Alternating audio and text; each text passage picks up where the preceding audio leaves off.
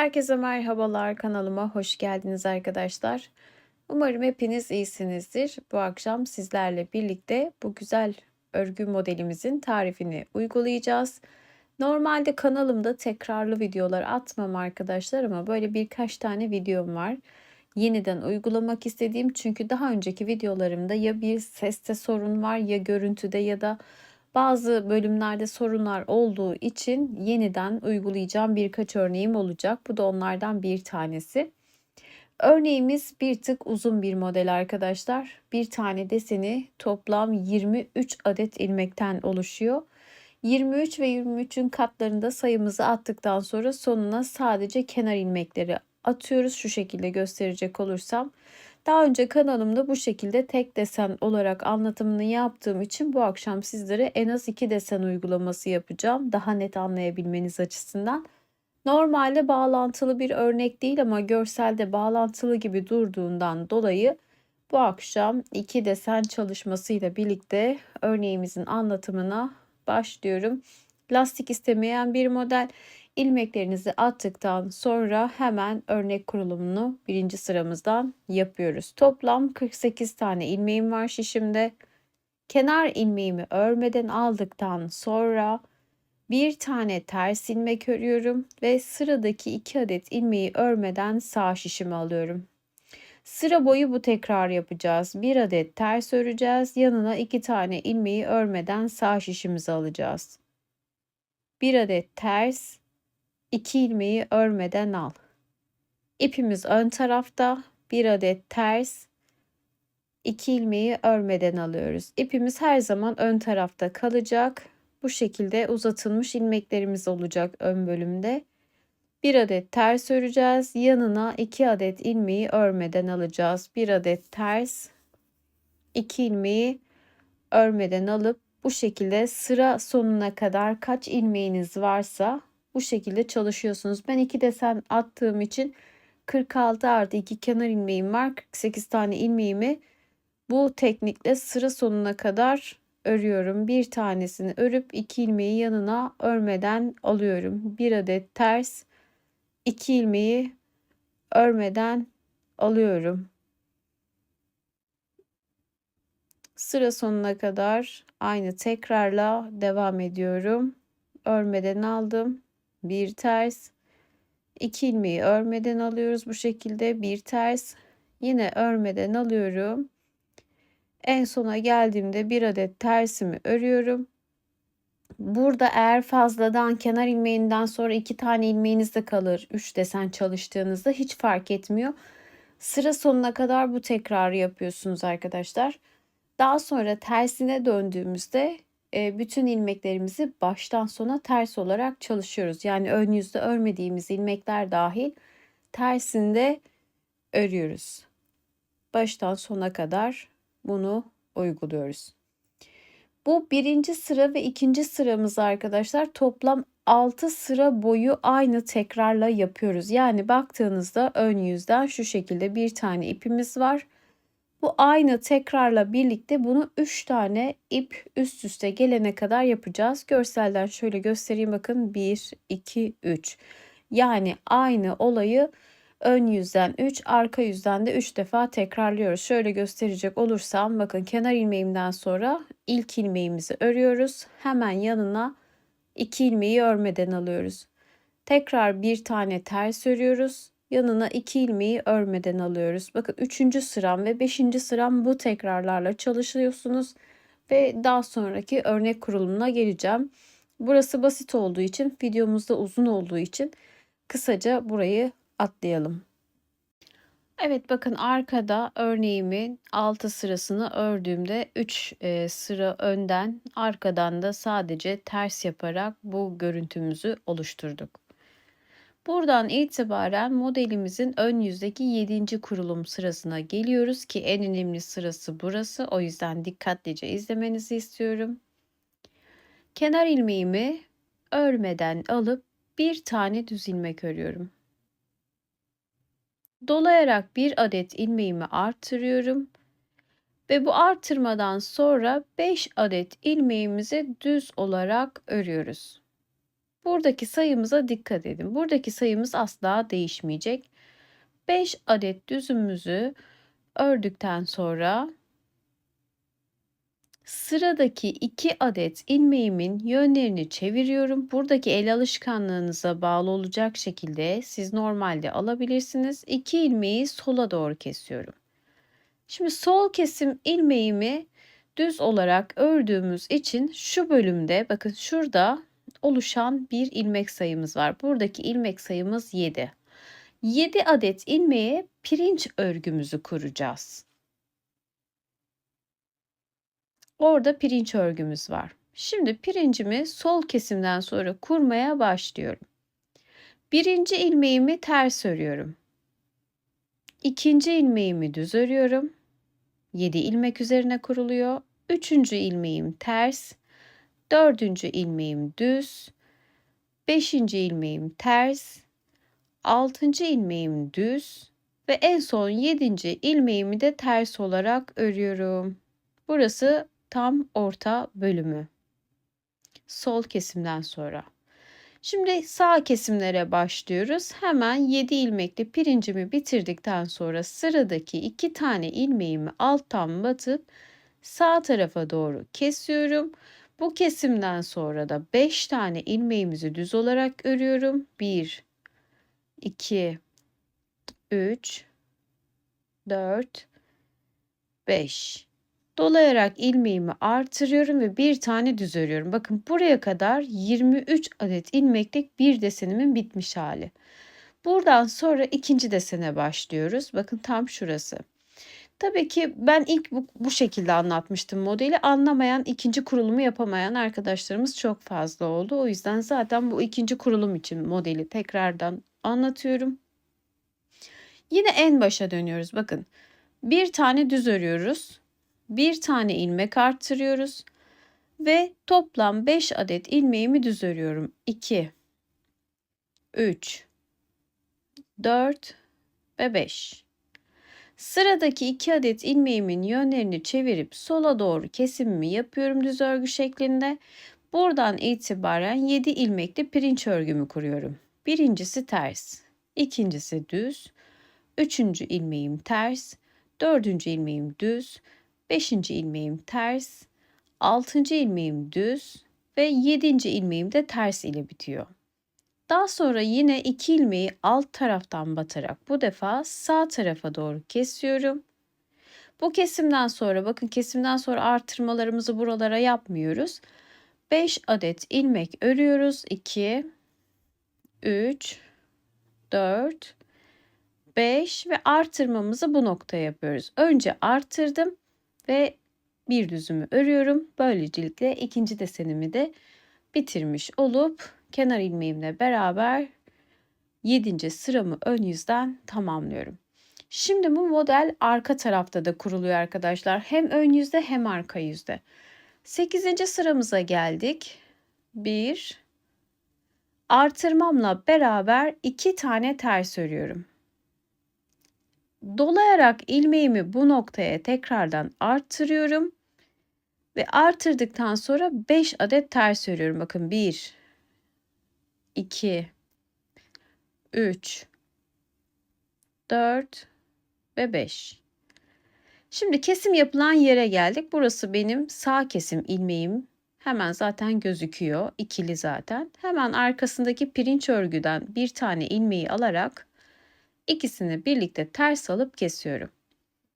Şimdi burada pirincimizi yiyerek devam edeceğimiz için sayımızda bir eksilme olacak. Ön yüzde 7 pirincimiz vardı. Ters yüze döndüğümüzde 5 ilmekli pirincimiz olacak.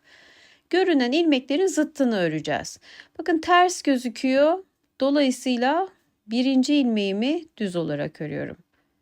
Düz gözüküyor. İkinci ilmeğimi ters örüyorum. Üçüncü ilmeğim düz. Dördüncü ilmeğim ters ve beşinci ilmeğimi düz örüp pirinç örgümü burada bitiriyorum. Şimdi sol kesim ilmeğim bakın bu. Zaten ikili gözüküyor. Onu ne yapacağım? Buradaki pirinç ilmeğimle beraber yer değiştireceğim. Onu şöyle önden sağ şişime, pirinç örgümü arkadan sol şişime aldım. Yerlerini çevirdim. Ve bu şekilde ikisini birlikte alıyorum. Sol kesimimi yapmış oluyorum. Yer değiştirdikten sonra sol kesimimizi yapıyoruz. Tekrar 1, 2, 3, 4,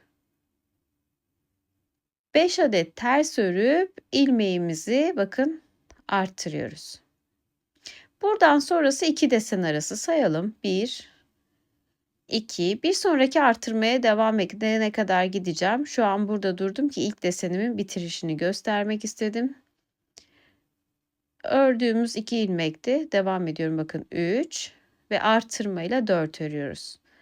Önce arttırıyoruz. Daha sonra 5 adet ters. 1, 2, 3, 4 ve 5. 2 ilmeği birlikte aldım. Ters olarak kestim. Pirinç örgümü kurmaya başlıyorum. Birinci ilmeğim düz. İkinci ilmeğim ters. Üçüncü ilmeğim düz.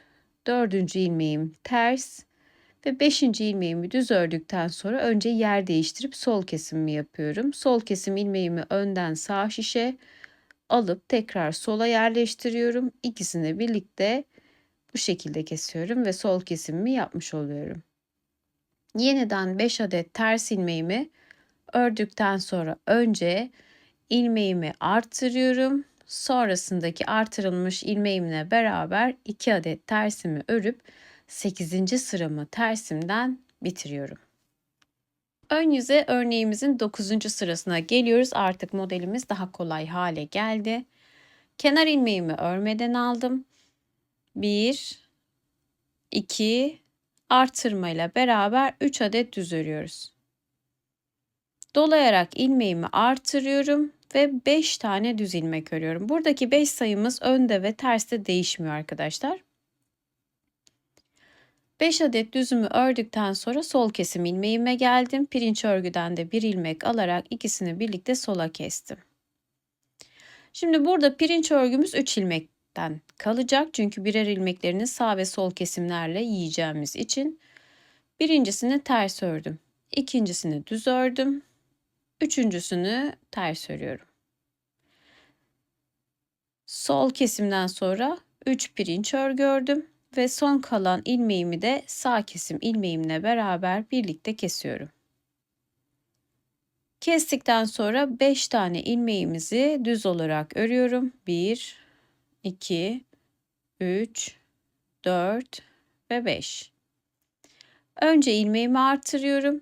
Buradan sonra 2 desen arasını öreceğim. 1, 2, 3, 4, 5 ve 6.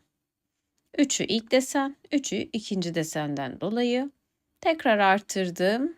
Yine 5 tane düz ilmek örüyorum.